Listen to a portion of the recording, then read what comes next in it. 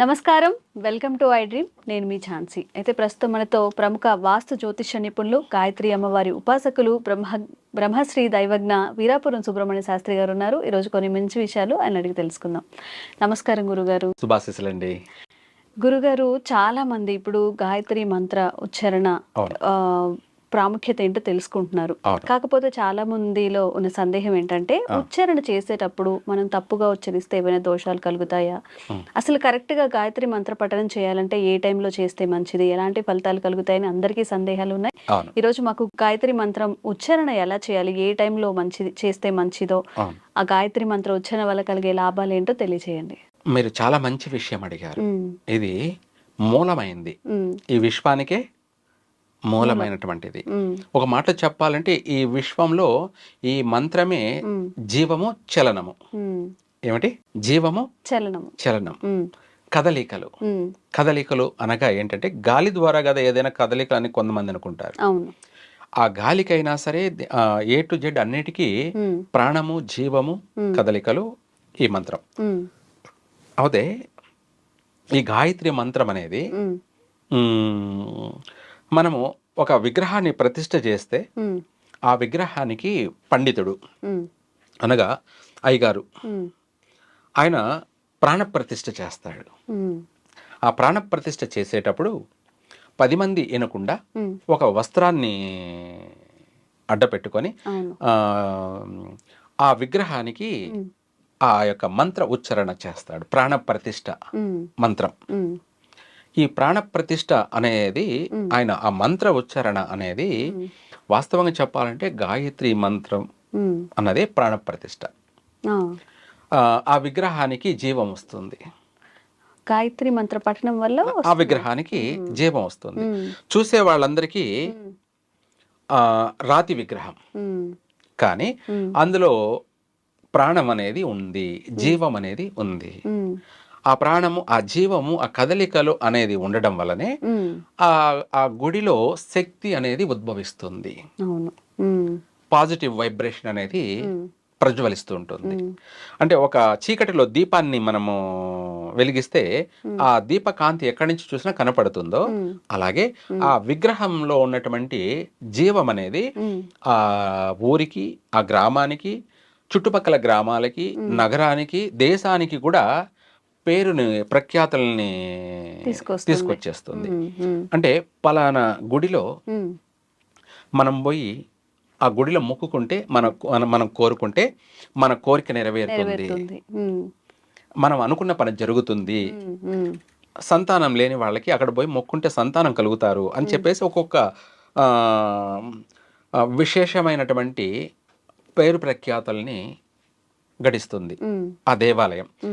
ఒకరితో ప్రారంభమై వందల మంది, వేల మంది, లక్షల మంది కూడా ఆ దేవాలయానికి వెళ్ళే అవకాశం ఉంటుంది. ఎందుకు అంటే అక్కడ జీవం ఉంది కాబట్టి, ప్రాణం ఉంది కాబట్టి.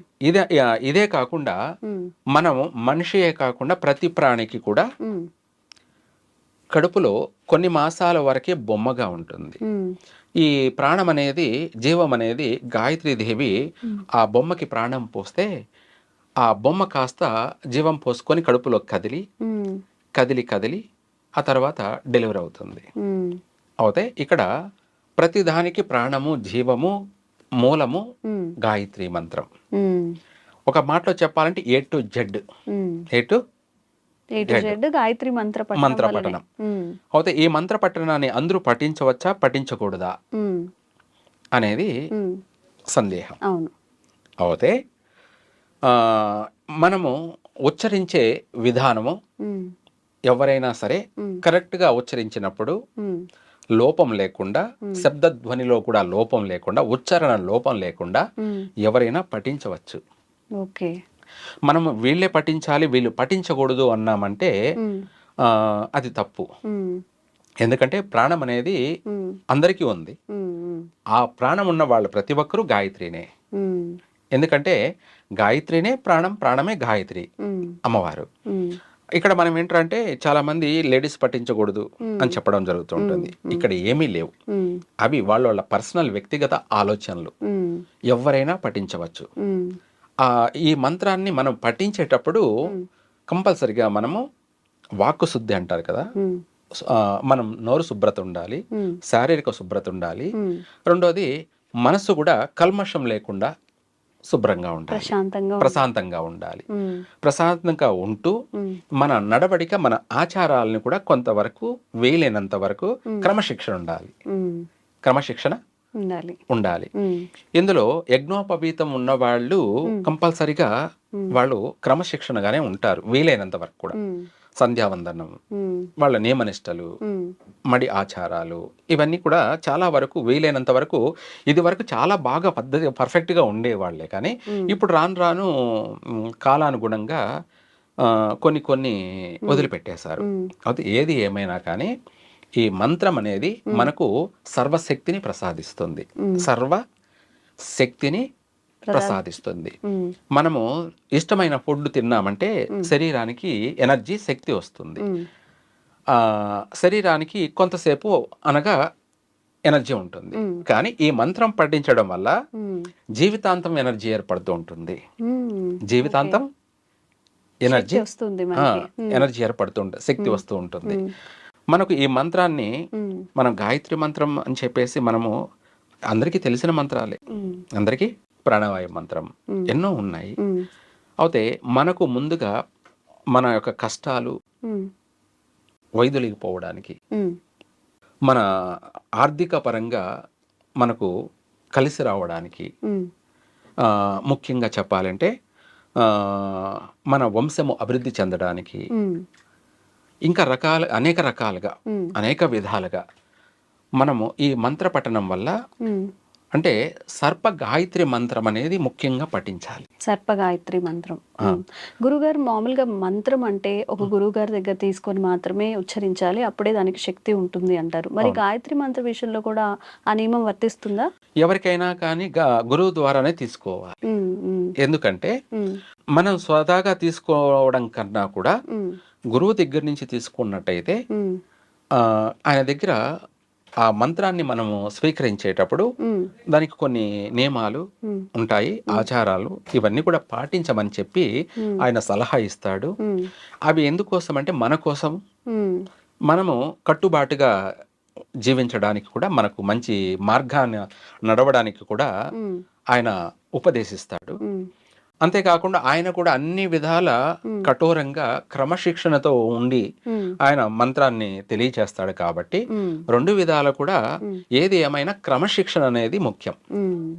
ఏ విషయంలోనైనా క్రమశిక్షణ అనేది మన నియమాలు, మన ఆచారాలు, మన సిద్ధాంతాలు, మన యొక్క జీవన శైలి, మన యొక్క నడవడిక, మన విధి విధానం అనేది రీజన్ ఉండాలి.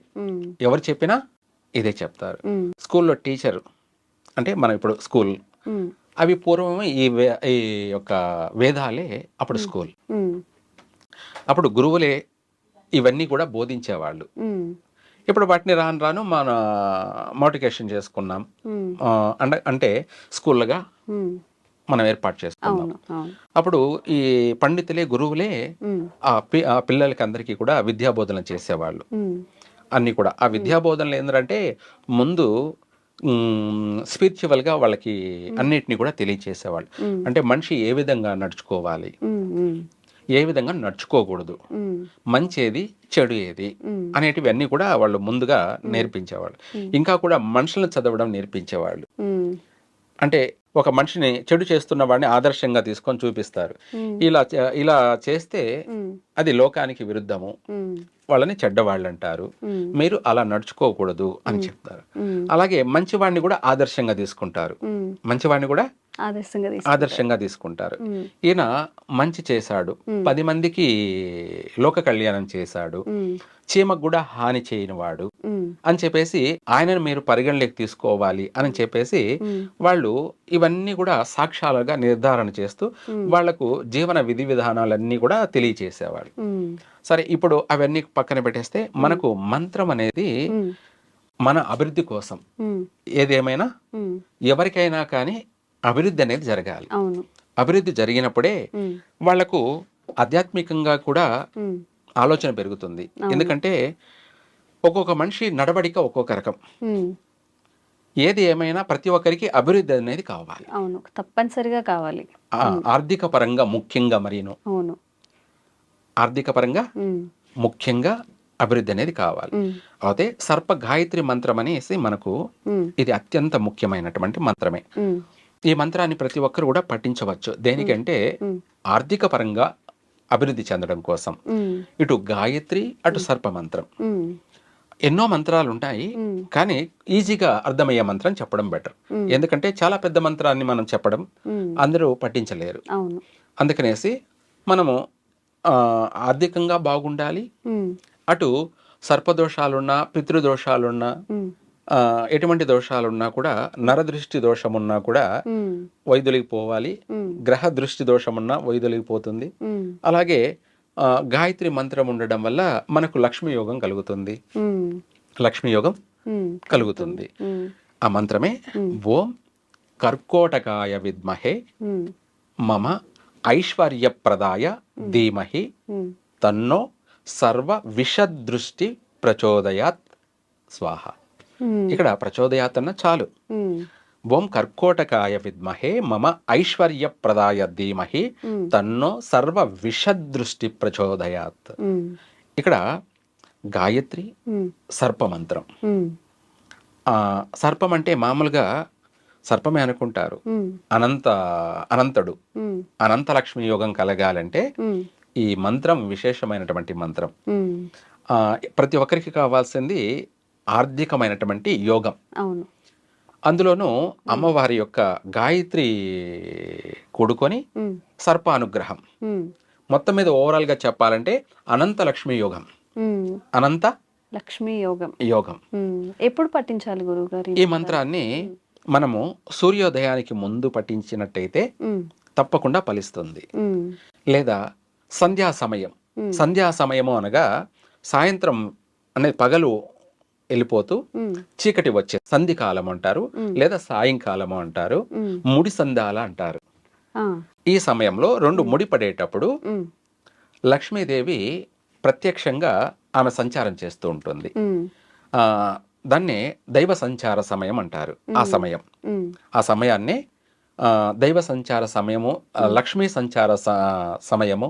ప్రతి ఇంటిని, ప్రతి గడపను కూడా లక్ష్మీదేవి సంచరించి వెళ్తూ ఉంటుంది, ప్రతి గడపను కూడా సందర్శించి వెళ్తూ ఉంటుంది అని చెప్పేసి అందరూ కూడా అనుకుంటుంటారు. ఆ సమయంలో ఈ మంత్రాన్ని మనము వీలైతే తులసిమాల కానీ తులసిమాల తీసుకొని ఈ మంత్రాన్ని మనం ఒక 108 సార్లు పఠించినట్టు అయితే 100% వాళ్ళు అంటే మనం ఈరోజు చేసాం, రేపే నాకు అనంత యోగం కలగాలంటే కలగదు. మనం చేస్తూ వెళ్తూ ఉంటే 100% అనంత యోగం కలుగుతుంది.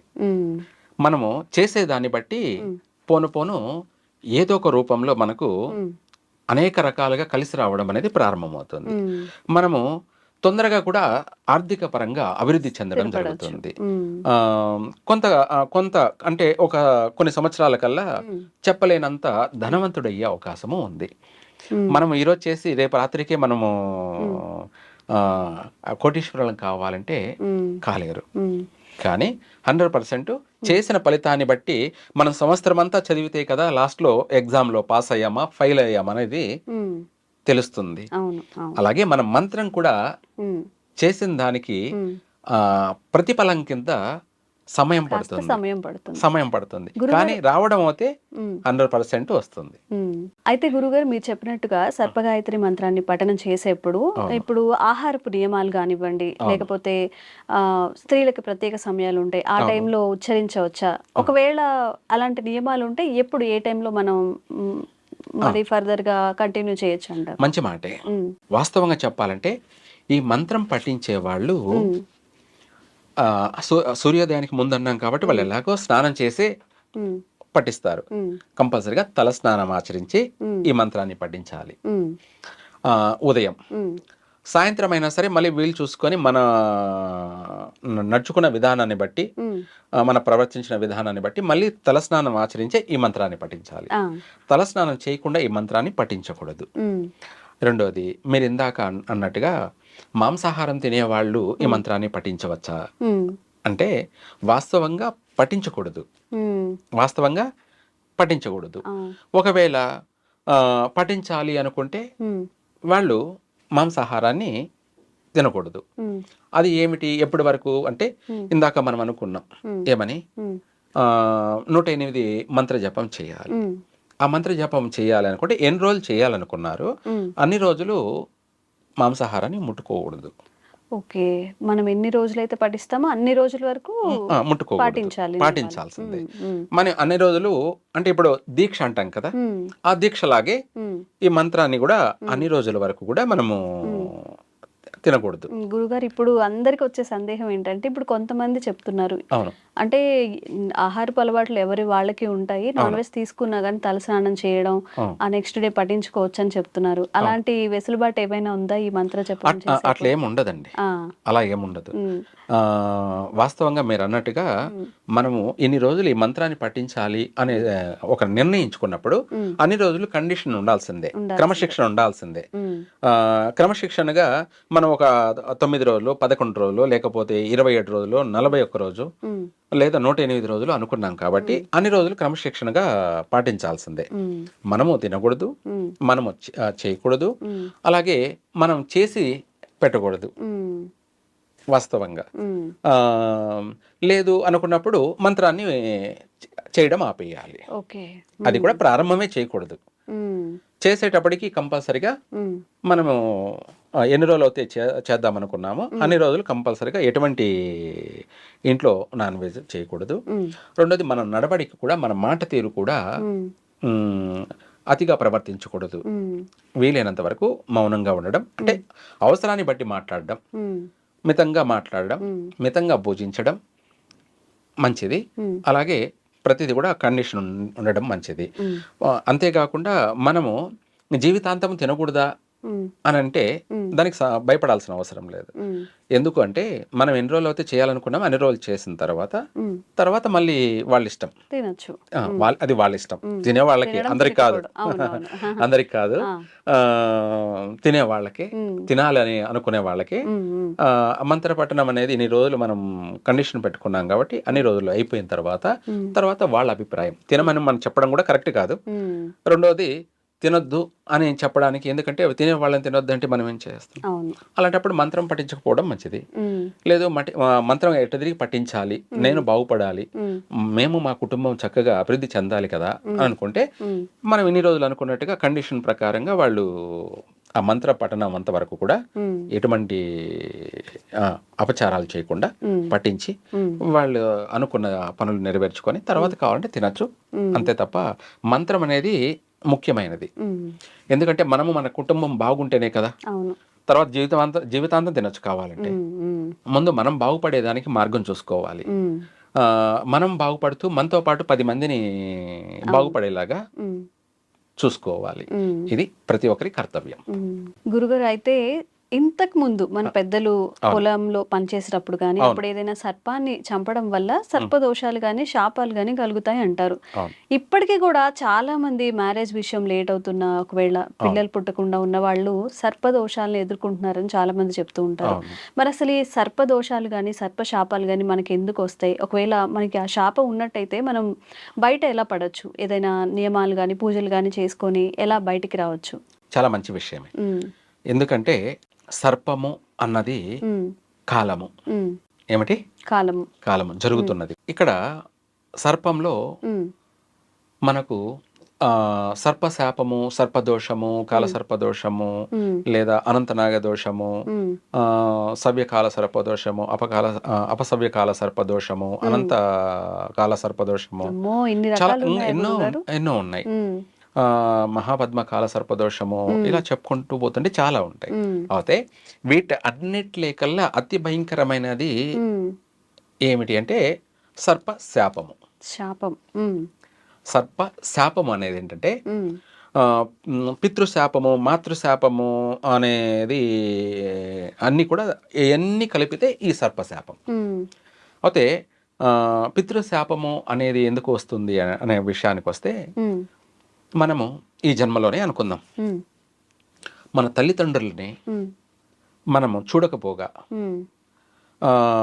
మనం వాళ్ళని కొట్టడము, తిట్టడము, దూషించడము, ఉమ్, ఎక్కువగా వాళ్ళను తన్నడము చేసేవాళ్ళు చాలా మంది ఉన్నారు. ఉమ్, కొట్టడం, తిట్టడము, ఏడిపించడము, వేడించడము, ఉమ్, వాళ్ళని ప్రతిరోజు బాధించడము, బాధ పెడుతూ బాధ ఉండడం. పెడుతూ ఉండడము. అది చెప్పలేనివి ఇవన్నీ చెప్పడానికి మన ఎపిసోడ్లు సరిపోవు. ఓకే. కాబట్టి షార్ట్ కట్లోనే ఉమ్, వాళ్ళని బాధించడం, ఏదో ఒక రూపంలో బాధించడం, ఉమ్, వాళ్ళని తిట్టడం, ఉమ్, వాళ్ళను దూషించడం, ఉమ్, వాళ్ళ పైన ఉమ్ము అంటే ఎంగిలి ఉయ్యడము, లేదంటే వాళ్ళని కొట్టడము, వాళ్ళ కాళ్ళతో తన్నడము, ఉమ్, చిత్రహింసలు పెట్టడం. ఉమ్, మనం వాళ్ళకు పెట్టకపోగా ఉమ్, వాళ్ళను అన్ని విధాల మనకు జన్మనిచ్చినటువంటి తల్లి, తండ్రి అనేది మనకు ప్రత్యక్ష దేవతలు. దైవంతో సమానం అంటారు. అవును. దైవ సమానం కాదు, ఉమ్, సాక్షాత్తు ప్రత్యక్ష దైవాలు. ఉమ్, మనకి ఎందుకంటే దేవుణ్ణి మనం చూడడం లేదు. ఉమ్, మనకు జన్మనిచ్చిన తల్లిదండ్రి మనకు దేవతలు. అంటే అమ్మవారు, ఉమ్, అయ్యవారు అయ్యవారు. ఉమ్, ఇద్దరు ఇక్కడే ప్రత్యేకంగా ఉమ్, ప్రత్యక్షమైనటువంటి ఉమ్, మనకు జన్మనిచ్చినటువంటి తల్లిదండ్రులు. ఉమ్, వాళ్ళ రుణం తీర్చుకోవాలి. ఉమ్, మనం రుణం తీర్చుకోకపోగా ఉమ్, వాళ్ళను చిత్రహింసలకి గురి చేస్తున్న వాళ్ళు అధికంగా ఉన్నారు ఇప్పుడు. ఉమ్, ఆ, మనము వాళ్లకు పెట్టలేకపోయినా కానీ వాళ్ళను నిందించడము, దూషించడము ఎప్పుడైతే చేస్తామో అప్పుడే వాళ్ళు ఎంత బాధపడతారో అంత నెగటివ్ మనలో ఏర్పడుతుంది. ఉమ్, దాన్నే పితృశాపము, మాతృశాపము. ఉమ్, దేన్ని కూడా పరిగణలోకి సర్పశాపానికి కూడా పరిగణలోకి వస్తుంది. ఉమ్, మనం సర్పాన్ని చంపితేనే సర్పశాపం వస్తుందా అన్నది కూడా కాదు. ఉమ్, తల్లిని, తండ్రిని ఎప్పుడైతే మనం బాధ పెడతామో అప్పుడు సర్పం అనేది మనల్ని బాధిస్తుంది. ఉమ్, సర్పం అనేది కాలం అన్నాను కదా, కాలమే మనకు గుణపాఠం నేర్పిస్తూ ఉంటుంది. ఆ గుణపాఠమే ఇవన్నీ కూడా అవుతే. ఇదే కాకుండా సర్పశాపంలో కూడా భాగము అనేది ఏమిటి అంటే, మనము ఒక జంట నాగులు అంటే మనం పాములు కలుసుకుంటూ ఉంటాయి సెక్సువల్గా, సంగమం. ఆ కలుసుకునేటప్పుడు ఆ రెండు పాములు వాటిని మనము చంపడం. చాలా మంది, కొంతమంది ఏం చేస్తారంటే భయపడిపోయి చంపేస్తారు. ఎందుకంటే ఇది విషపూరితమైనది కదా, పాము కదా, ఎవరికన్నా కరుస్తుందేమో అని చెప్పేసి చంపేస్తారు. అది అత్యంత భయంకరమైనటువంటి సర్పశాపం. అనగా ఏంటంటే 7 జన్మల వరకు వెంటాడుతూనే ఉంటుంది. 7 జన్మల వరకు వెంటాడుతూనే ఉంటుంది. ఒక్కసారి చేసిన తప్పుకి వాళ్లకు ఎన్ని జన్మలు అవుతే, మనిషిగానే పుట్టాడని కాదు, ఏ జన్మలో పుట్టిన అంటే ఏ జన్మగా జన్మించినా కూడా ఆ సర్పశాపం అనేది వెంటాడుతూనే ఉంటుంది. తల్లిదండ్రిని ఎలా మనం బాధించామో ఇలా సర్పం ఎలా మనం చంపితే మనం సర్పం 7 జన్మల వరకు వెంటాడుతుందో, తల్లిదండ్రులను కూడా బాధిస్తే అంతే 7 జన్మల వరకు వెంటాడుతుంటుంది. అనగా ఏంటంటే ఆ నెగిటివ్ అనేది మనల్ని ప్రతి జన్మలోనూ వెంటాడుతూనే ఉంటుంది. నీడలాగా మనల్ని వెంటాడుతూనే ఉంటుంది. అయితే దీనివల్ల జరిగే నష్టాలు ఏమిటి, లాభాలు ఏమిటి అనంటే, లాభాలు ఏముండవు, అన్ని నష్టాలే. ఎందుకు నష్టాలంటే, ఒక మాటలో చెప్పాలంటే మన పుట్టుకే లోపంతో పుట్టడం. అంటే మళ్ళీ జన్మలో అంటే, మరి ఈ జన్మలో మనము తల్లిదండ్రులు కానీ లేదా సర్పాలను చంపాం కదా, దాని ప్రతిఫలం వెంటనే ఉంటుందా అంటే వెంటనే ఉండొచ్చు, లేకపోవచ్చు. కానీ మరో జన్మలో మాత్రం ప్రారంభం అవుతుంది.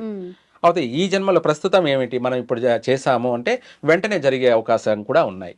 దాని ప్రభావం ఏంటంటే మనకు ఆరోగ్యపరమైనటువంటి నష్టాలు జరగడం. ఆరోగ్యపరమైన నష్టాలు అంటే చర్మ వ్యాధులు అధికంగా, ఇవే కాకుండా నరాల బలహీనతలు, లేదంటే హార్ట్ స్ట్రోకులు అని చెప్పి, బ్రెయిన్ స్ట్రోక్ అని చెప్పేసి ఇటువంటి అనారోగ్య సమస్యలు అధికంగా రావడం. తర్వాత ఆర్థిక పరంగా మనము ఎంత కష్టపడినా కూడా మనం చేసిన దానికి ప్రతిఫలం రాకపోగా చేసిన దాంట్లోనే మనము నష్టపోవడం. అవే కాకుండా చేసిన దానికి, మనం కష్టపడిన దానికి ప్రతిఫలంగా ఇంకా మనం చేయరాని పని, తప్పులు అని మన పైన నిందలు వేసి మనల్ని జైలుకు పంపించేటువంటి, శిక్షలు అనుభవించేటువంటి సమస్యలు ఎదురు కావడం. అంటే మనం చేయరాని తప్పుకి కూడా శిక్ష అనుభవించడం. అంటే ఉన్న ఫలాన వచ్చి పడుతుంటాయి ఇంకా ఇవన్నీ అనేకమైనటువంటి నష్టాలు. ఈ విధంగా రెండోది, మనకి ఇంట్లో భార్య కూడా జీవిత భాగస్వామి అయినటువంటి భార్య కూడా మన పైన ఆపోజిట్ ఎదురు తిరగడం, సఖ్యత ఉండకపోవడం, సఖ్యత సంగమంలో సఖ్యత లేకపోవడం. ఆమె వచ్చేసి మనకు జీవిత భాగస్వామి మనకు అన్ని తానే ఉండాల్సింది పోనిచ్చి మనకు ఆమె రివర్స్ లో ఆపోజిట్ లో తయారవుతుంది. చెప్పిన మాట వినకపోవడం, మనల్ని నిందించడం, లెక్క లేకుండా తీసివేయడం, మాట్లాడడం, అనేక రకాలైనటువంటి ఇంకా కుటుంబంలో సమస్యలు ఎదుర్కోవడం, పిల్లలకి తరచు బాగా ఉండకపోవడం, లేదా మనకు పుట్టబోయే పిల్లలు అవయవ లోపాలతో పుట్టడం. అవయవ లోపాలంటే కన్ను లేకనో, కాలు లేకనో, లేదంటే పుట్టారనుకున్నాం వాళ్ళకు బ్రెయిన్ మెచ్యూరిటీ లేకపోవడం, అంటే మెదడు అనేది డెవలప్మెంట్ లేకపోవడం, మొత్తం మీద ఏదో ఒక లోపాలతో సంతానం జన్మించడం. లేదు తరచు గర్భవతి కావడం, మళ్ళీ అబార్షన్ కావడం, గర్భస్రావం, నెల 2 నెలలు 3 నెలల్లోనే గర్భస్రావం జరిగిపోవడం, లేదంటే పిల్లలు పుట్టిన తర్వాత మళ్ళీ చనిపోవడం. ఈ సర్పశాప ప్రభావం, పితృశాపం, మాతృశాపం, సర్పశాప ప్రభావం వల్ల పుట్టిన పిల్లలు చనిపోవడం, ఇలాంటివి అనేకమైనటువంటి నష్టాలు అధికంగా జరుగుతూ ఉంటాయి. వీటి అన్నిటిని కూడా ఒకటి కాదు చెప్పుకుంటూ పోతుంటే చాలా ఉంటాయి. తర్వాత మనకు కూడా మతి స్థిమితం కోల్పోవడం, ఎంతటి తెలివైన వాడైనా సరే మర్చిపోవడం, మనము మన కష్టాన్ని నష్టాన్ని మనమే కొనుక్కొచ్చుకోవడం, దారిని పోయే దరిద్రాన్ని మనమే వెంట తెచ్చుకోవడం అనే రకరకాలుగా, ఒక విధంగా కాదు అనేక విధాలుగా, శారీరకంగా, మానసికంగా, మన వంశ పరంగాను అనేక విధాల నష్టాన్ని మనమంతా మనమే కలగ చేసుకోవడం. ఇవన్నీ చేసే లోపాలను బట్టి ఈ సర్పశాపం వల్లనే చాలా దారుణంగా కుటుంబం అభివృద్ధి చెందకపోవడం, అనేక విధాలు కూడా నష్టం కలుగుతుంటుంది. దానికి సంబంధించి మనము ఇంత పెద్ద సమస్యకి పెద్దగా మనం పరిష్కారం చేసుకోవాలి. చిన్న చిన్న పరిష్కారాలతో కాదు. దానికి ఏంటంటే హోమం జరిపించడం. ఏమిటి? హోమాలు జరిపించడం. సర్పశాపానికి సంబంధించినటువంటి హోమాలు జరిపించుకున్నట్టయితే కొంతవరకు మార్పులు చేర్పులు జరిగే అవకాశం ఉంటుంది.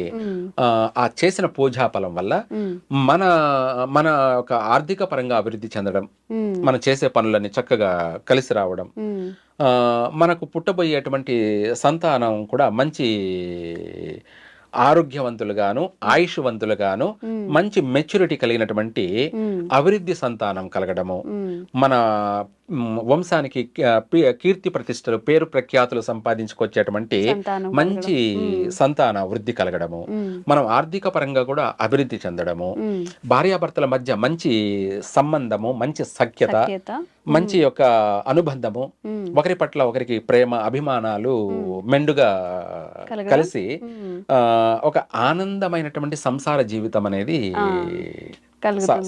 కలుగుతుంది, సాగుతుంది. చక్కగా అన్ని రంగాలలో కూడా అభివృద్ధి చెందుతారు ఇలా చేయడం వల్ల. మనం ఇలా చేయకుండా మనం రోజు నిత్యం గుడికి తిరగడం అది కొంతవరకు ఉపశమనం. పూర్తిగా మనకు అన్ని విధాలకు కలిసి రావాలంటే హోమం జరిపించుకుంటే మంచిది. మన జీవితానికి సంబంధించి సరిపడా యోగం కలగాలంటే సర్పహోమం చేయడమే శ్రేయస్కరం. అన్ని విధాలా చక్కగా కలిసి వస్తుంది.